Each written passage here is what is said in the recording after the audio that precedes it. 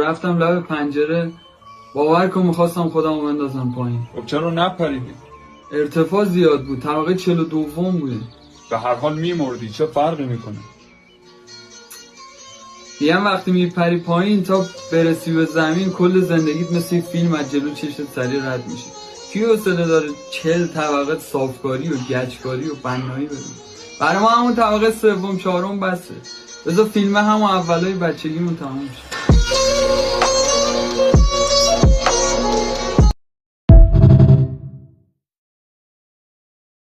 یه پدری پسرش میبره سوار قطار میکنه، میگه پدر امروز اولین روزیه که تو باید تنها سفر کنی. قطار که راه میفته یکم میگذره، مأمور کنترل بلیط میاد و به پسر میگه تو داری تنها سفر میکنی. این باعث میشه بقیه توجهشون جلب بشه، پسر نگران میشه، ترس و دلش میفته و گریهش میگیره. یادش میفته پدرش موقع سوار شدن یه بسته بهش داده، گفته هر وقت نگران شدی بسته رو باز کن. بسته رو باز میکنه، میبینه یه نامه توشه نوشته بابا نگران نباش، من کوپه آخر نشستم. پسر قلبش آروم میگیره. خواستم بهتون بگم پدرها خیلی وقتا کوپه آخر قطار زندگیمون رو انتخاب میکنن و اونجا میشینن، ولی حواسشون به همه چیز هست. حواسمون با اون کسی که رفته نشسته تو کوپه آخر قطار زندگیمون باشه. این موجودات تکرار نشده. روز پدر.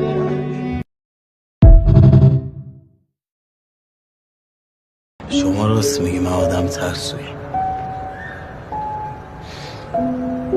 شاید باورت نشه من از اتفاقای خوبم میترسم. وقتی همه چی خوبه منتظر میشم تا یه اتفاق بد بیفته. همین مریم اینقدر خوب بود نتونستم نگهش دارم. بعدم تو کارخونه رفتم سراغ یه دختری که از اول عیب و ایرادش معلوم بود، آخرشم به خاطر عیب و ایرادش ولش کردم. من از آدمی که نقص داره بدم میاد، از آدمی که بی نقصه میترسم. یعنی چی؟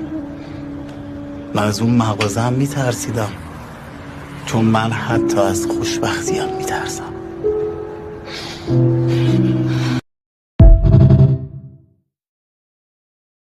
پدر یعنی عشق، یعنی اصل ریشه.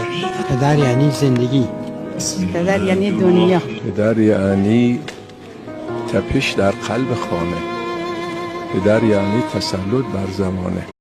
تو این سالا همیشه تلاش کردم که پدر مادرم و خواهرم کل خانواده‌ام توی شرایط خوب و ایدئالی زندگی کنیم، ولی خب متاسفانه خیلی وقتا همونجوری که فکر میکنی نمیشه. من امروز شکستم.